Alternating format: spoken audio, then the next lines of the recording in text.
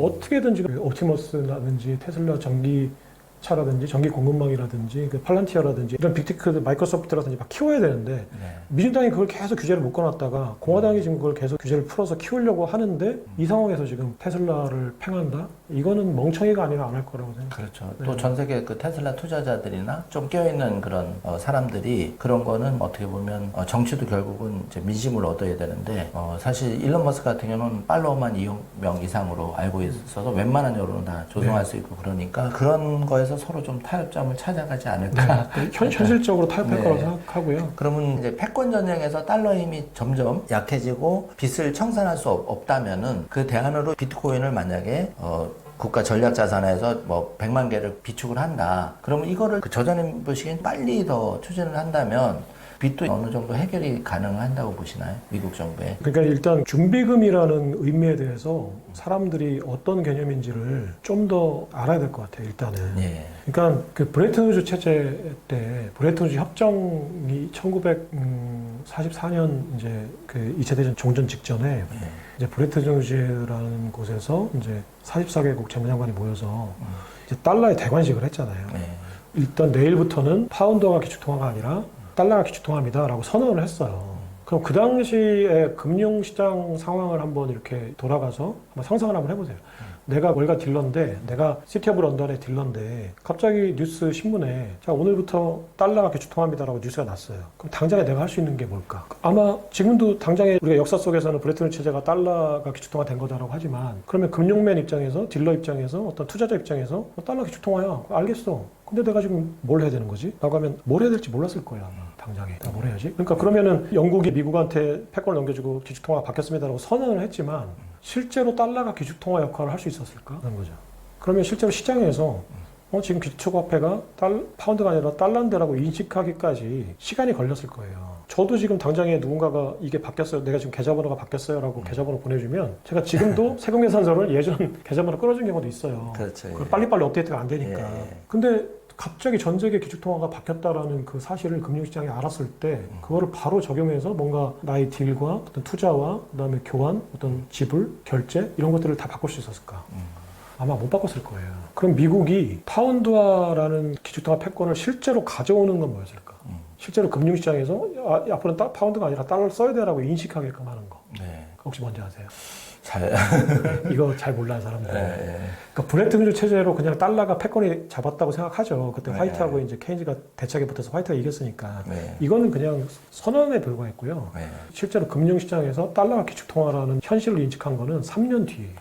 시간이 많이 걸렸네. 네, 그러니까 네. 1947년에 네. 미국과 영국이 이제 그때는 패권이 영국에 있었으니까 이제 영미라고 했던 것 같아요. 네. 그 이름을. 아니면 우리가 예의상 영국이라는 나라를 더 중요하게 생각하는지 모르겠지만 어쨌거나 영미 대출협정이라는 게 있었어요. 그게 무슨 얘기냐면 영국은 2차 대전에서 이겼지만 네. 상처뿐인 승전국이거든요. 독일한테 이제 승리는 선언을 했지만 사실은 그냥 상처뿐인 거였어요. 다 파괴되고 돈도 다 쓰고 금고에 있는 금도 다 미국에서 무기를 사는 데 쓰고 그냥 곡간도 비고 금고도 비고 모든 건 다 파괴되고 그러니까 영국은 그냥 정말 승리했다라는 그 선언만 했지 아무것도 남은 게 없었거든요. 대신에 이제 그 전쟁 기간 동안에 파운드와 채권을 많이 발행했죠. 당시에 근본위제에서 화폐를 발행할 수 없으니까 이제 영국 정부도 채권을 많이 발행해서 무기를 샀었죠. 미국으로부터 당시 이집트, 이란으로부터도 이제 자원도 샀쓰고 러시아로부터도 무기도 샀쓰고 했는데 그럼 이 나라들이 파운드와 채권을 가지고 있잖아요. 파운드 채권을. 그러니까 미국이 준비금을 바꾼 거예요. 영국에. 그러니까 영국의 준비금은 얼마 안 남은 파운드, 얼마 안 남은 달러, 얼마 안 남은 금이었어요. 근데 만약에 러시아가 파운드 채권을 가져가서 영국 정부한테 상환하세요, 갚으세요 그러면 어떻게 갚았을까요? 브레튼 우즈 체제 전에는 파운드를 줬을 거 아니에요. 파운드와 채권이니까. 근데 미국이 자, 영국은 어차피 금고에 돈이 없어요. 근데 우리가 달러 대출을 해줄 거예요. 달러를 37억 달러를 영국한테 대출을 해주고 이제 그때 이제 태환 선언을 했어요. 그러니까 그 컨버터빌리티라고 해서 이제 전환성 이제 계약을 했어요. 무슨 얘기냐면 파운드와 채권을 영국 정부에 가져가면 금고에서 달러로 내줄 겁니다. 라고 해서 예를 들어서 1파운드에 뭐 2달러 이렇게 고정을 해놨어요. 근데 이게 쉽게 얘기해서 준비금을 파운드와 금에서 달러로 바꾼 거예요. 이게 지금으로 따지면 금을 비트코인으로 바꾸겠다는 거예요.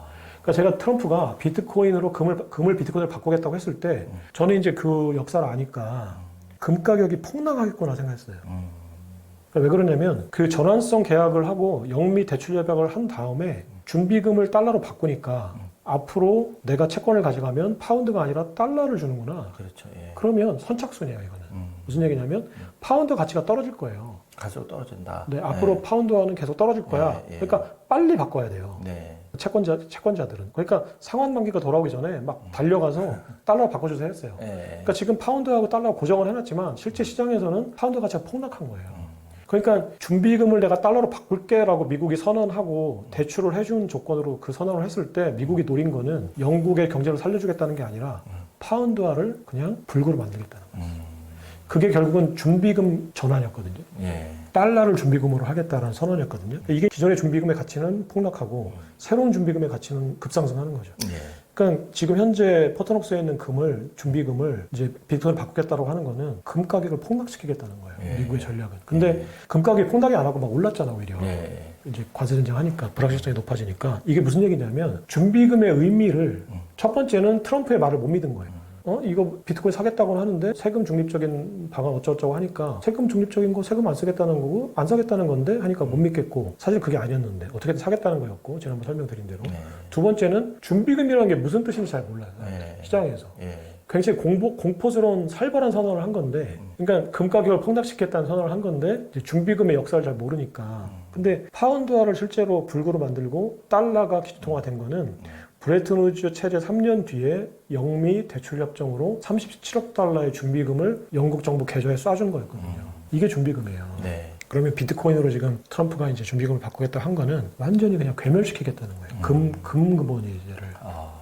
그렇게 되면 그게 트럼프 임기 내에 어느 정도 진행이 될지는 모르겠지만 어쨌든 방향은 좀 나름 잘 잡고 있지 않나 이런 생각이 예, 들고 있고 우리는 이제 그거를 아직 좀 못하고 있어서 지금 이제 새 정부가 출범을 했는데 2027년까지 비트코인에 대한 과세 유예는 된 걸로 알고 있는데 저자님 보시기에 어쨌든 개인들이 자산 증식을 하는 게 중요하니까 그러면 예를 들어서 저자님 입장에서는 비트코인 책도 쓰시고 그랬는데 그러면 저자님만의 개인 비트코인 투자 전략이라 할까 예를 들면 나는 몇 개를 모을 거야 내지는 요거를 반감기에 좀 일부 처분할 거야 어떤 혹시 개인적으로 그런 여쭤봐도 되는지 두 가지 다 고민을 하고 있는데요. 예. 일단 비트코인은 장기적인 우상향 자산이라고 저는 이제 생각을 하고 있기 때문에 언제든지 지금이 가장 싸다. 물론 굴곡에 따라서 가격이 하락하는 경우도 물론 있겠지만 어쨌거나 내가 지금 사놓고 이제 시간이 지나면 지금보다 높은 시점은 반드시 온다라고 생각을 해요. 그러면 이제 무조건 사서 이제 장기 보유를 하자라는 전략인데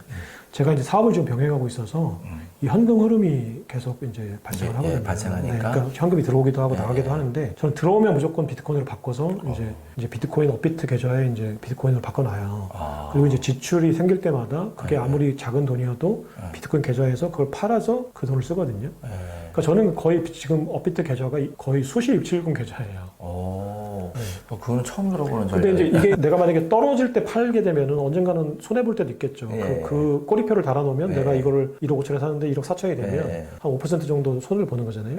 그렇게 파는 경우도 없지 않아 있었을 거예요. 그동안 많이. 근데 그게 아니라 장기적으로 어쨌거나 추세는 계속 우상향한다고 보면 내가 살 때보다는 팔 때가 더 비싸니까 그럼 나는 계속 은행에 예치해두는 것보다는 금리가 더 많은 금리가 붙을 거다라고 판단하고 있는 거고요. 그래서 계속 그냥 사서 일단은 계속 가능하면 장기적으로 보유하자는데 이제 저도 그냥 그게 내 사업이나 어떤 현금을하고 전혀 관계가 없이 그냥 단절시켜 놓을 수 있는 계좌가 아니기 때문에 이 이제 업앤다운에 민감하거든요. 그러면 4년 반감기라는 사이클이 그동안 4번 있었고 이번에 있을까라고 이제 판단을 해보면 저는 이럴 때 판단 기준이 뭐냐면은 어떤 구조적인 펀더멘탈이나 이런 것보다 사람들이 반감기라는 거에 대해서 어떤 입장을 취하고 있는가. 이게 이제 결국 가장 큰 변수라고 생각해요. 왜냐면은 어떤 근본적인 걸 이해하고 100% 행동하는 건 아니잖아요, 사람이. 그렇죠. 그러면 내가 어떤 트렌드나 현상이 생길 때 그 현상 자체를 직시하는 것도 투자에 필요하다는 생각을 했었거든요. 그러면은 10명 중에 5명 이상이 반감기라는 거에 대해서 어떤 생각을 가지고 있을까가 이제 궁금했던 거예요. 그래서 이제 방송도 찍고 이제 비트코인과 관련된 많은 분들을 만나보면 그 업앤다운의 폭은 줄어들겠지만 반감기 사이클은 유효하다라는 답변을 절대 다수가 하시더라고요. 그러면은 그 발언 때문이라도 반감기 사이클이 있을 거라고 생각하는 거예요. 네, 근본적으로 지금 수요 구조가 변하고 단가가 변하고 여러 가지 어떤 펀더멘탈이나 어떤 근원적인 속성들이 있지만 이거를 떠나서 사람들이 이걸 어떻게 생각하느냐가 결과적으로 행동을 이어지는 거니까 그러면 이 현상을 사람들이 어떻게 받아들이고 예측하고 생각하고 있는가. 예. 그 자체를 바라보는 게 중요하다. 그럼 반감기가 있을 거라는 사람들이 과반수 이상이라고 하면 반감기는 있다. 네. 그러면은 지금 현재 어떤 고점을 찍은 다음에 이제 이게 내가 지금 상가격보다는 위에 있을 수 있을지라도 지금보다는 떨어질 수 있다면 그걸 내가 어떻게 대응해야 되는지를 고민하고 있어요. 그게 과거 반감기로 보면 11개월 때 올리기 시작해서 뭐 18개월, 네. 20개월 뭐 이런 그 사이클이 있잖아요. 그러니까 이제 이런 사이클에 기대해서 투자하는 거는 좀 지양해야 된다고 생각하는데 4년 어떤 거를 내가 그냥 아예 묻어두고 버티는 게 아니라면 이제 이 사이클의 어떤 주기에 내가 어깨가 어느 정도가 될까. 일단은 무릎에서 하는 건 성공했는데 그럼 내가 어깨 정도에서 팔 수 있는 게 어떻게 해야 되는가를 고민하고 있죠. 참 그게 딜레마고 정답은 꼭 없는데 어쨌든 그래도 기본적으로 예를 들어서 내가 5개를 보유하고 있다면 2개는 영원히 계속하고 나머지 뭐 2-3개는 사업자금 내지는 개인자금으로 이렇게 스윙을 할 수 있는 약간 그런 전략. 네, 저는 이제 지금 예를 들어서 제가 가지고 있는 게 10개라면 실제 절대 금액은 다르지만 사실과는 다르지만 어쨌거나 가정을 해서 10개라고 하면은 저는 비트코인이 하나당 100억 이상 갈 거라고 생각하거든요.